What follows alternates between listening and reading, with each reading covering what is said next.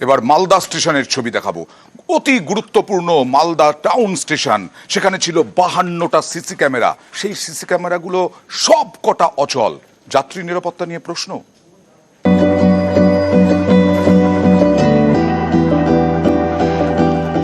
Malda town station অত্যন্ত গুরুত্বপূর্ণ। এরকম একটা স্টেশনেরই সবকটি সিসি ক্যামেরা খারাপ।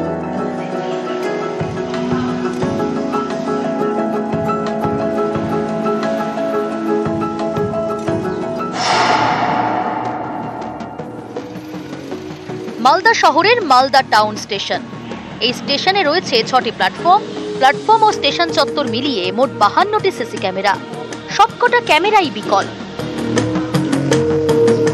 करीब 52 सीसीटीवी कैमरे जो मालदा स्टेशन में लगे हुए हैं, उसमें सॉफ्टवेयर में इशू हो गया। वो सॉफ्टवेयर जो है वो क्रैश कर गया है, तो उस बेसिकली उस सॉफ्टवेयर को रीइंस्टॉल करके उसको फिर से सिस्टम को ठीक करना पड़ेगा। उसमें जल्द से जल्द इसको ठीक कराने की कोशिश कर रहे हैं, और अगर एजेंसी नहीं कर पाएगी तो फिर हम उनका कॉन्ट्रैक्ट टर्मिनेट करके किसी दूसरी एजेंसी से करवाएंगे।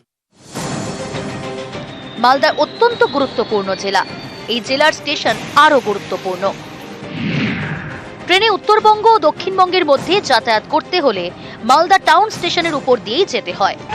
এছাড়া পশ্চিমবঙ্গ থেকে অসম, পশ্চিমবঙ্গ থেকে ত্রিপুরা, পশ্চিমবঙ্গ থেকে নাগাল্যান্ড, পশ্চিমবঙ্গ থেকে মিজোরাম যাওয়ার ট্রেনও মালদা টাউন স্টেশন দিয়েই যায়।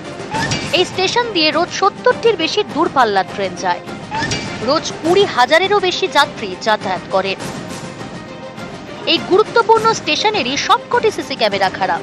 এতে নিরাপত্তা নিয়ে প্রশ্ন তুলেছেন যাত্রীরা।